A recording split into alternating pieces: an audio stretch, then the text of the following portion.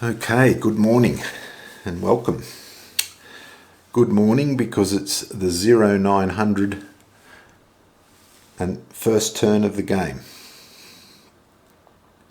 As a little prelude, historically they underestimated the time it would take to transfer into the Amtraks because they couldn't use their usual landing craft. The Higgins boats, they wouldn't get over the reef. And also the naval bombardment mysteriously lifted about 20 minutes prematurely. The two combined to give the Japanese time to dust themselves off and reorganize themselves to effectively oppose the landing. So if we get a rough start, or if you play the game and you get a rough start, that's pretty historical. If you get away with it, if you get a good start, then you could justify that by thinking, well, things went a little more according to the timetable.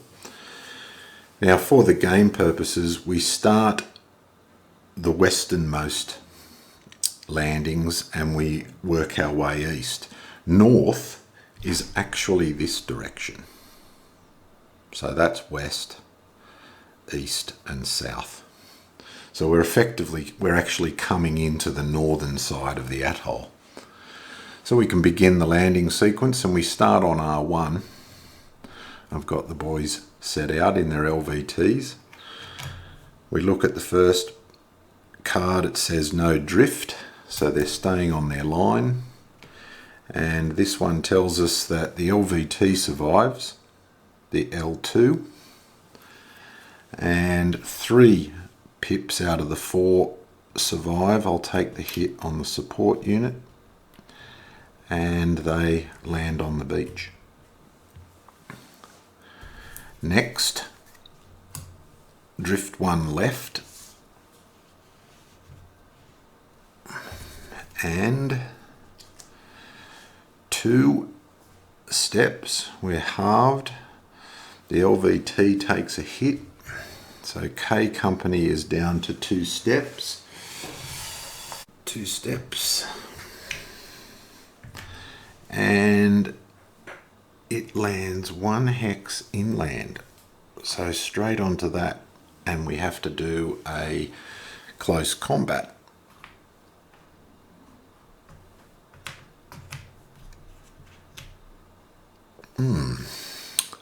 Okay, we only get 2 cards. Put the landing cards up here. We get 2 cards, 1 for each pip. I'll just zoom in on this. We get 2 cards, 1 for each pip. The Japanese only get 1 card, 1 per unit. 1 card for any close combat, which would be a CC. They don't, they have flanked and machine guns. They would get a card if their total strength equals 4 or more. They would get a card if they were attacking. They'd get a card if they were tanks. So the Japanese only get 1 card. We're in a brown position, so browns count. And browns hit. Conscripts surrender. They're not conscripts, they're a full red unit, so they're elite. We take a hit, we lose a card, and we fail to get them.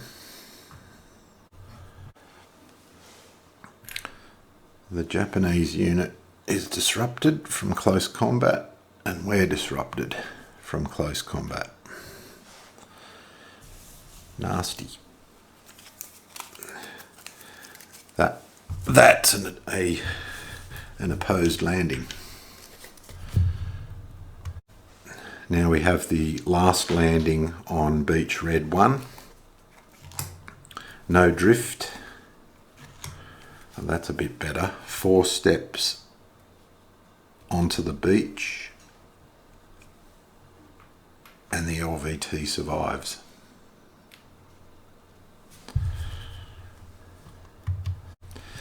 Now we come across to red beach 2, and we do exactly the same thing. These cards can go up onto the landing check, starting with the first unit to the west. Drift 1 right, 3 steps, LVT takes a hit, and we end up in the water, so we track the line to that crash hex, and that's right where we are. Next, drift 1 left this time. 3 steps, so they're being opposed, and we end up along this line, and then 1 inland. Right on top of him, we have another close combat.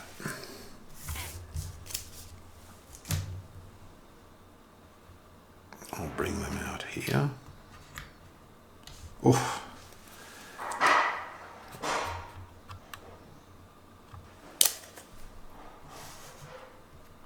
Okay, this time we get 3 cards for the 3 pips. 1, 2, 3, and they get 2 cards, 1 for the unit and 1 because it has a close combat designation. They shoot first, looking for blues, and they get 1. It's a blue, so E Company is reduced.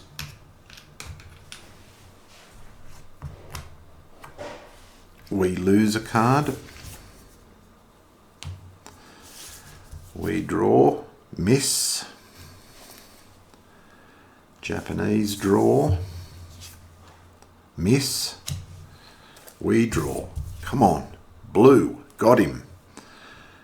He is destroyed into the Japanese eliminated units box, and we take the position disrupted. That could have been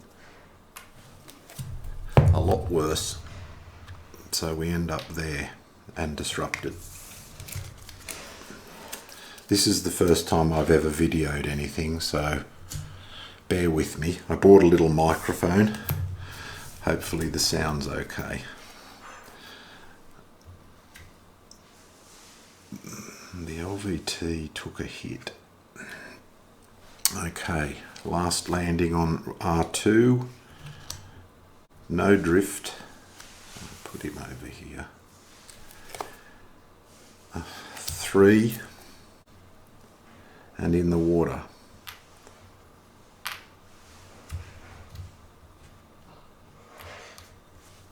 So he ends up there along that line, and the LVT takes a hit.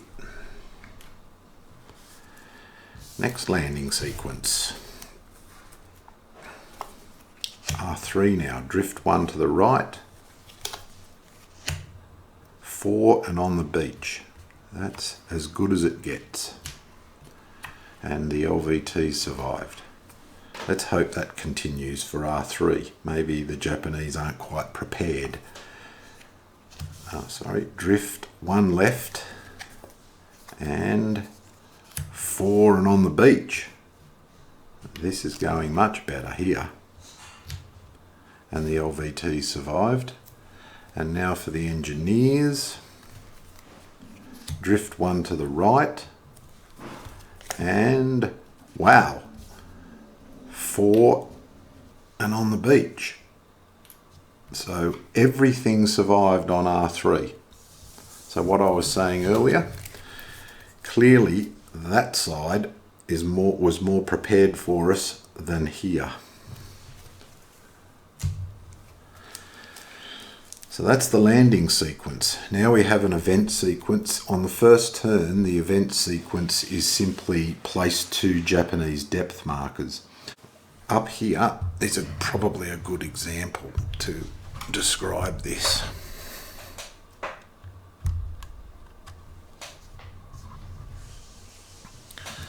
Up here we have Japanese units here and here that are adjacent to American units. The next priority goes to coastal units. So this one would become a greater priority than that one. After that, if there are more than enough possibilities, then you look at who has the lowest number in their position number, and then who has the lowest letter. And we actually have D3, D2, and F3 adjacent. So these two being, the 2 would get the first one,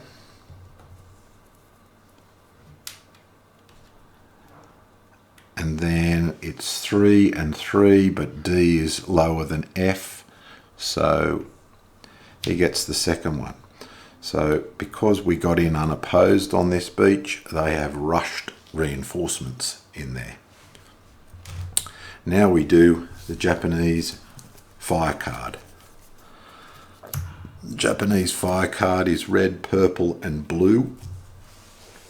Red positions will fire, and the important thing is the symbol is diamonds. This red position, nobody is in his fire zone, and there is no one out in the water where he fires. This red position, we have this fellow here, but he's a circle, not a diamond, so red doesn't hit him. And over here, the only red position we need to worry about is the tanks, so they lose their disrupted marker. The M and the P you see on the fire card, that doesn't count yet. They're the special actions that are up here. They activate starting on turn 3. The star means that leaders can be hit. We only have one leader on the board at the moment, and that is Major Ryan. So now we go to purple positions. Once again, purple up here, we're not in his fire zone. Purple fires out here into the water, there's nothing out there. Purple here, we're not in his fire zone. I'll do a little close up. Purple fires all the way around here, but these guys aren't in it. So we only lose the purple tank's disruption. The last one is blue, double blue. Now, interestingly, that was a double blue position, but we just took him out. So there is only one blue unit in that blue position. Likewise, only one blue unit over here.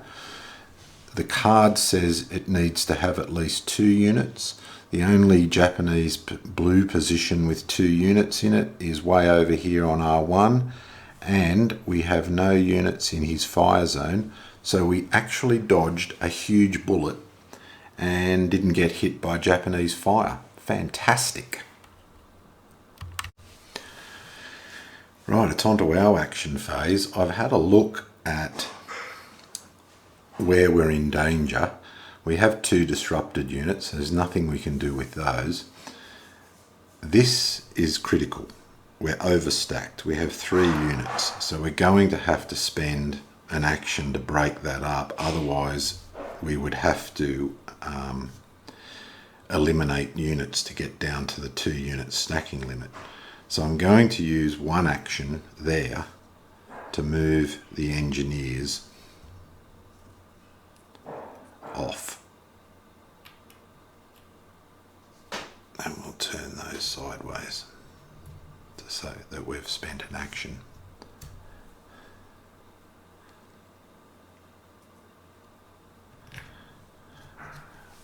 I'm going to spend a second action because we're in yellow, or everyone's in the yellow fire zone except for him. He's in a intense green fire zone. Going to use him to shoot at this fellow and see if we can't suppress him.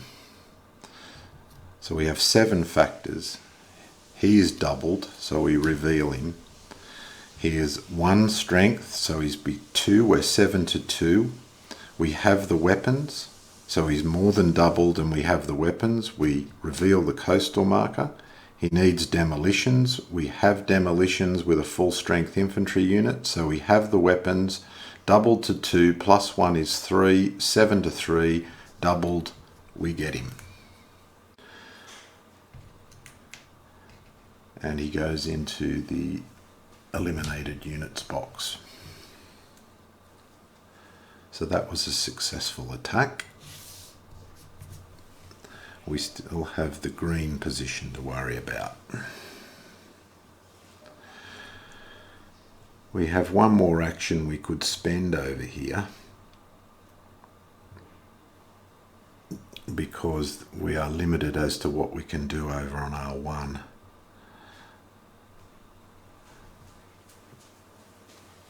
So I might spend it on him. He can now move through this because it's an intense fire zone, but it's no longer occupied. And he's going to move into that X and advance and start trying to build a beachhead. We couldn't spend an action on him. He's disrupted. The engineers are on the beach and relatively safe. Major Ryan gives us a free action, and because he managed to get his whole I company ashore, we are going to use that action to shoot at this unit.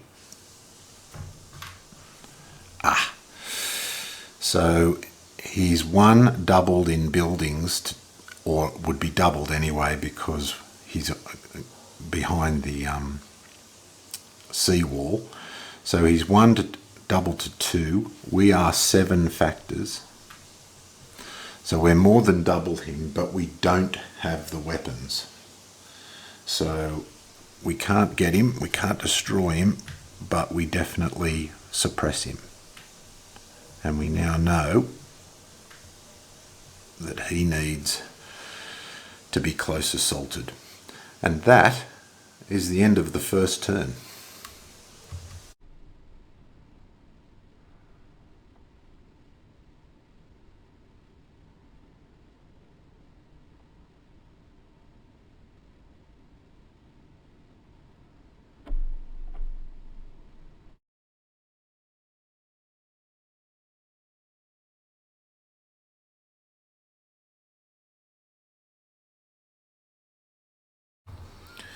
Okay, I forgot one thing.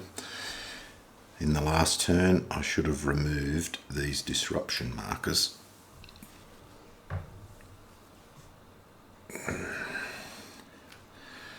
That was a very successful first turn in my experience.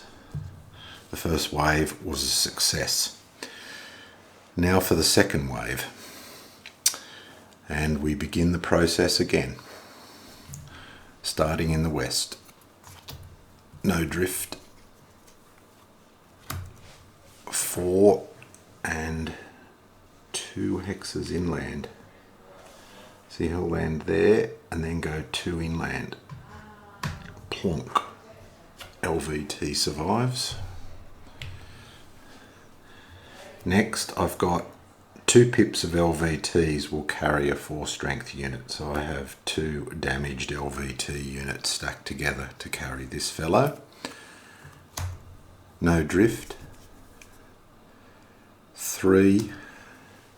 The 2 LVTs survive. 3 steps.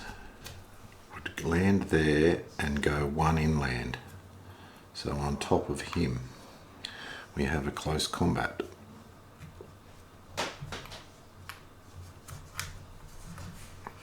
It would have been a good unit to shoot at. So we have 3 pips.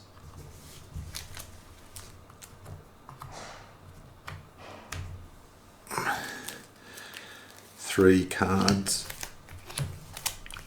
1 for the Japanese. Japanese go first looking for green.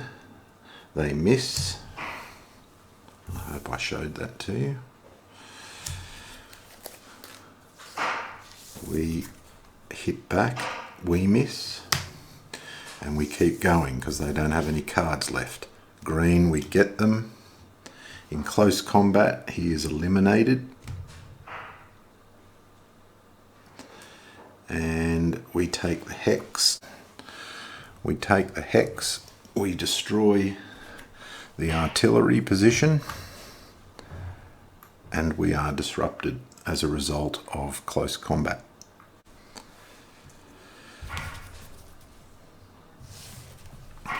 Now to R2, the card that was remaining from the combat goes on top of the deck, and we start again. Drift 1 left. 4 and 2 on the beach. This is a fantastic landing. LVT survives. Next, drift 1 left. Wow. 4, inland 1. We're going to land right on the LVT, took a hit,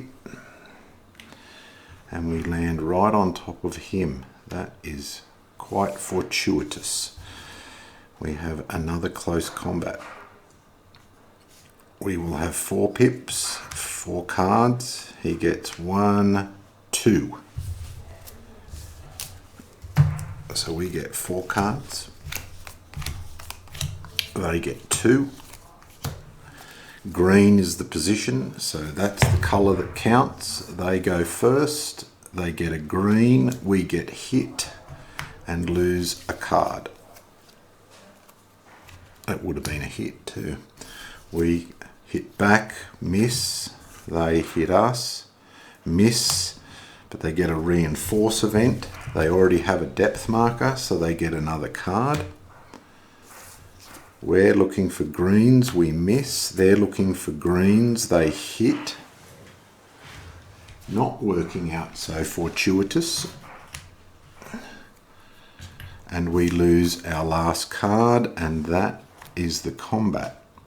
We end up there disrupted, they're revealed and disrupted.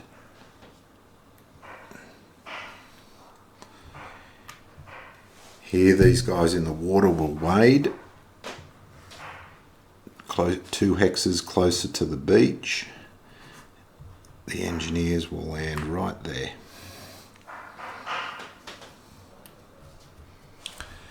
Now we go to R3. These cards are discarded. Starting with these fellows. Drift 1 to the right. Up against the pier. 2 and inland 1. We lose one of the LV2 pips. We're down to 2 strength points, G28, and we end up 1 inland, so right there, and destroy the artillery.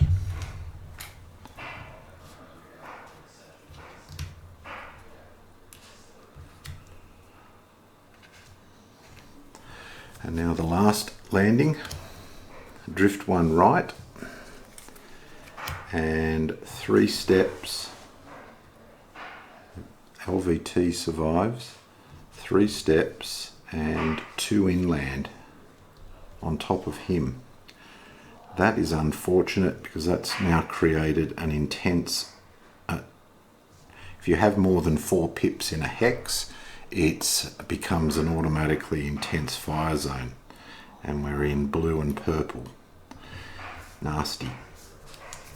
Nasty. Okay, event card. Well, that's nice. Take a naval fire marker. That will come in very handy. We get one of these, and we can save him, keep him in reserve. I'll just put him on the beach to remind us. And he could come in very handy to deal with the tanks. Now we have the Japanese fire phase. and we draw double purple, double green and brown. We do have a double purple. We have a double purple right here, the tanks. Tanks fire 1 extra hex, so let's have a little close-up of him so I can explain this. You'll notice how he's got intense fire zones all the way out to here and a broken one there. Very, very good defensive position. Tanks go 1 extra and create a steady fire zone in every hex adjacent to their position's fire zones. So he can fire all the way out to here, but there's nothing to fire at. So what tanks do then is they will advance. They can advance up to 4 hexes, but they will advance into an unoccupied position before they'll advance into an occupied position, and they move closer to the enemy. So they will actually advance to the green position E10. Over here we dodged a bullet because the card calls for double purple, only purple positions with 2 units or more. So he doesn't shoot. So we got very lucky there. There are no other double purples, so we move on to double green. And the double green position at the moment is these tanks. This tank can fire. He has him in his target zone because his target zone extends 1 extra hex. He is a diamond. The card asks for circles, so he fires at him and misses. So we did all right there too. However, this green position will lose his disruption. That's what he gets to do. Last firing is brown, and we have nothing in brown fire zones. Sorry, we do have him, but once again he's a diamond and the card asked for circles. Over on R1 we have a brown position right there, but he's disrupted, so he just removes the disruption. So we did well. We have one other thing to deal with this fire card. It's artillery.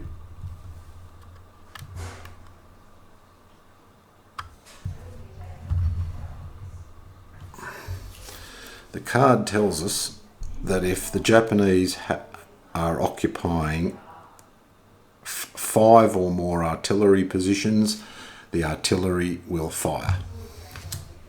They definitely have more than 5 positions. We're right at the start of the game.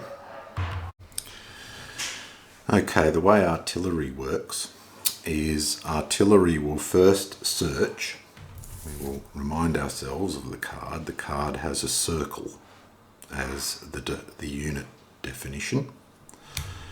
They will first look for units in the approach hexes. They can't hit them, they don't have circles. They will then look for a target in the water, and if they don't find a target in the water, they'll look for a target on the beach. They do find a target in the water. This fellow is a circle, so F2 takes a hit from artillery and is down to 2 steps. And that's artillery. We now have our action phase. Okay, looking at this situation here. Over here we have 2 units stacked and they equal 7 steps. That turns that steady fire zone into an intense fire zone. However, at this stage in the game, it also provides us with an opportunity, because one action, as long as long as both units do the same thing, one action token will activate both units.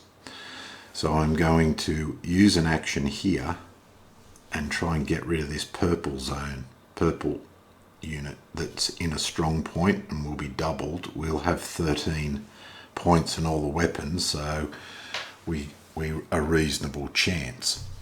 Here, this fellow only needs mortars, but his depth marker needs to be flanked. And that means that we have to attack it from 2 hexes that aren't adjacent to each other. So this one or that one or that one, etc. Unfortunately, each directional attack will require an action. So instead, I'm just going to suppress him. We know what he is. The depth marker isn't doubled. He is, so he's worth 2. The depth marker takes him to 3. As long as we hit him with 6 points or more, we will disrupt him. So that's what I'm going to do there, and that saves me an action for over here on R1. On R1, we can't do anything with him. He's disrupted. We would need 2 actions to use him with his range and this one to attack that, but he needs to be flanked anyway. So I'm thinking, because we know he needs close combat, we will assault him with Major Ryan's company, and we'll use this action to take him on. And we might as well start. He will be doubled to 2, 8 versus 2. We have machine guns, we have all weapons, it's a heavy unit. So he is destroyed, but he can get out. So he goes into the eliminated units box. So that was a success, and that's cleared a heavy artillery position. We don't do the close combat yet. It's last. We come over here. We can take that disruption marker off now from the fellow over on R1. Here, we can now remove our disruption markers. He will shoot at him as we described before. That will disrupt him. That's our second action. And then over here, we all fire at him. He needs to be flanked. So he becomes 4. We have 13 factors. 13 to 4 doubles him. Weapons are no, but I'll give you another look at, if you have a look at the fire table.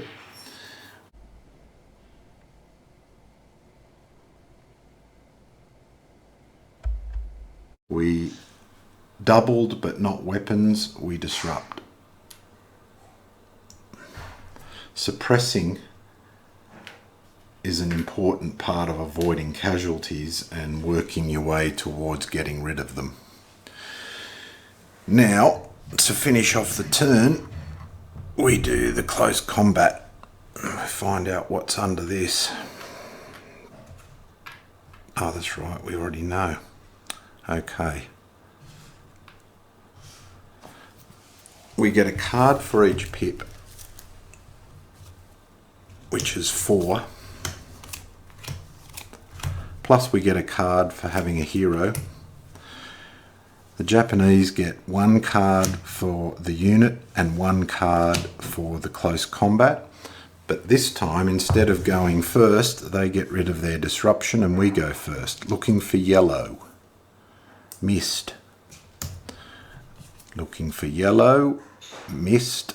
The Japanese, us looking for yellow, missed. Japanese looking for yellow, missed. Us looking for yellow, finally got him. And there's no way he can get out, so he is eliminated out of the game. And we dodged a bullet there because they got 2 shots at us and we didn't get hit, but we are disrupted.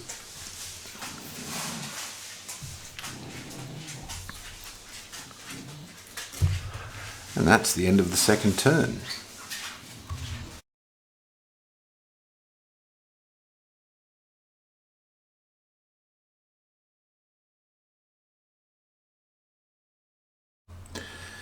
Okay, turn 3.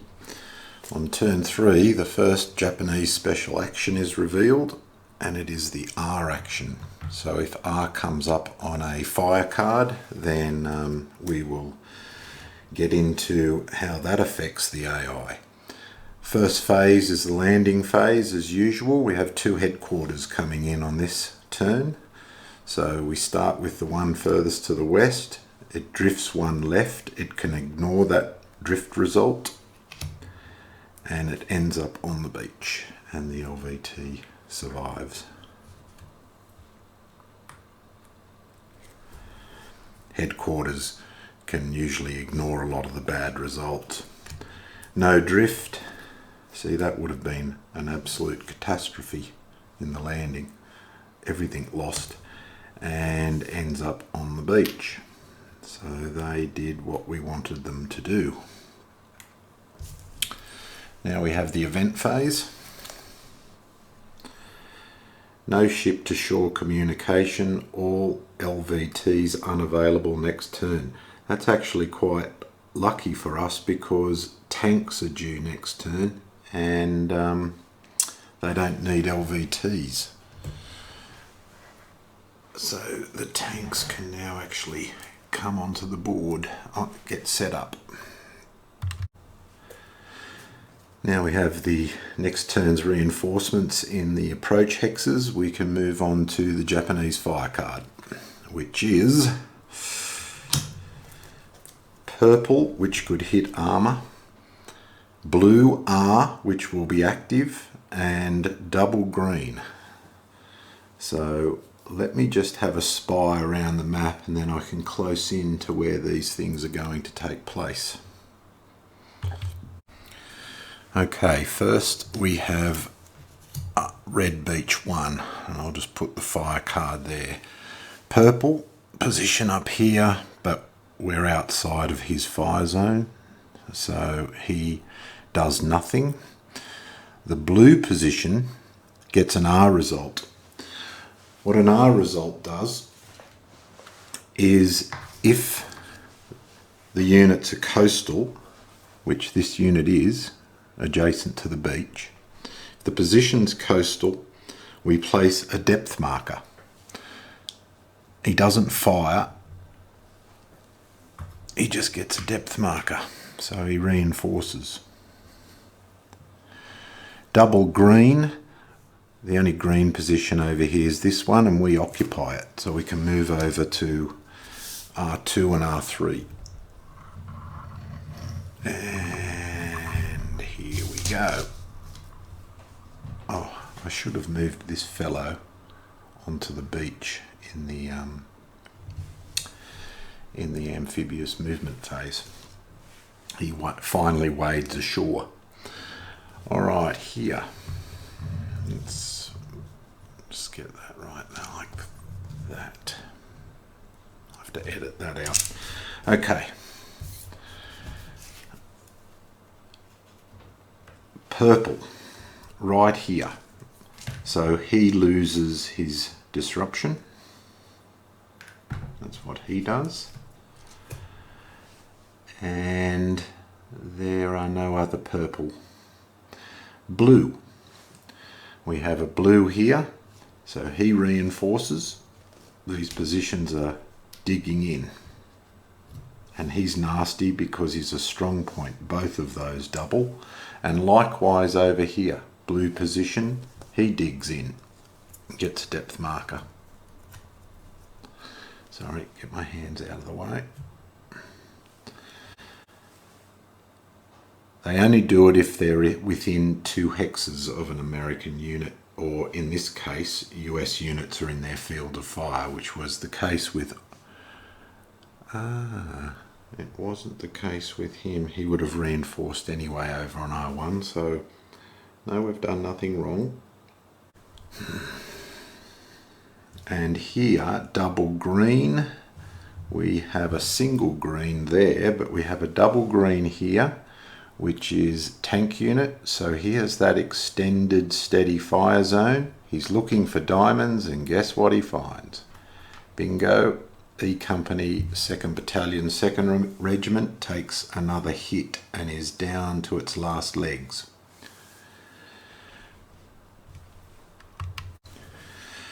Now it's time for our actions. Now things got more interesting because of the headquarters arriving. The headquarters provides free actions for any units it's stacked with, plus any unit adjacent to it.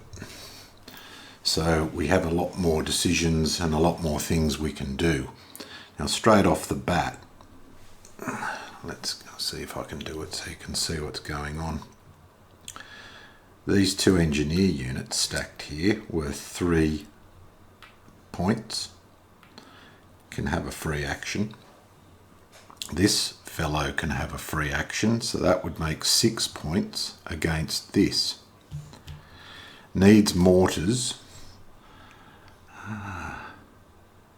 We don't have mortars, but we can use the hero of the headquarters to add a wild card weapon.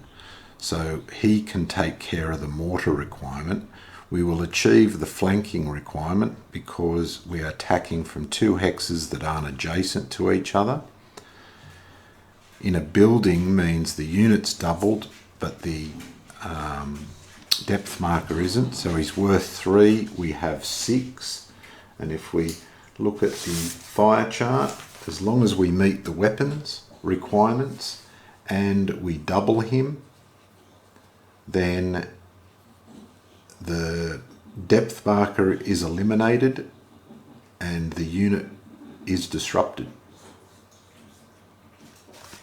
So depth marker eliminated, unit disrupted.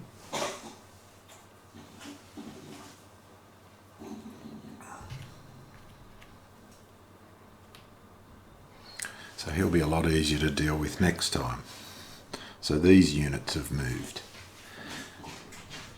This fellow gets a free move and he's going to come across here to help him have a go at that next turn. He's going to move out of this position. Now that it's disrupted, he can move through there, so he will move up into there. And the headquarters will move to there. Here, this fellow is going to come across the beach. The engineers will stay put for the time being, and the headquarters will move to there. And here I've got to break this up. I was hoping to kill him and then turn on him, but a strong point. Let me see if I can get it closer for you.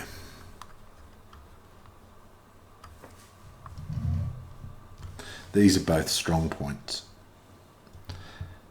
Fortified positions. It means not only is the unit doubled, but a depth marker is doubled, and this one just got a depth marker, so that's 2 units doubled.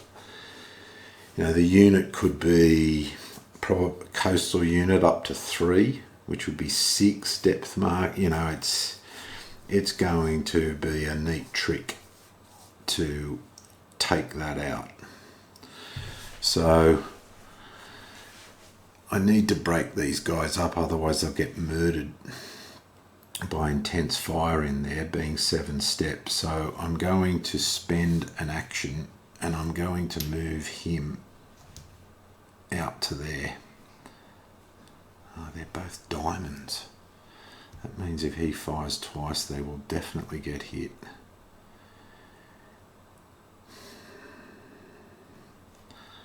I think he might come, he's still going to get hit there because it's still a blue fire zone. I think he'll come out to there anyway because then he'll be in command of the HQ. So that's one of our actual 3 actions, and everything else we were able to do over there was for free. Got to work out whether I want to use the naval fire marker on this tank. We have a unit in its fire zone. It technically wasn't in command of the HQ just yet and doesn't have a radio, so we're going to have to wait until next turn. But next turn we can order in the naval gunfire we have and try and smash that tank. So now we'll move over to the Bird's Beak. Over on the Bird's Beak,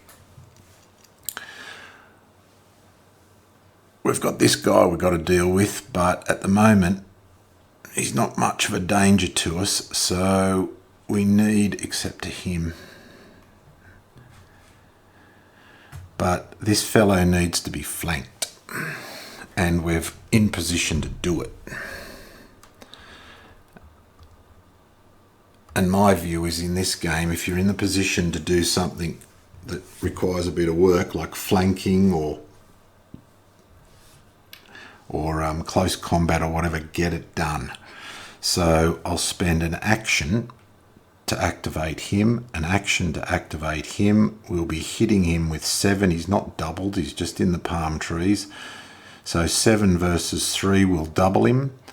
We have a machine gun. We're flanked, so we meet all the requirements and we get rid of him. He goes into the eliminated unit box. And I think that was 2 actions well spent. And that's the end of turn 3.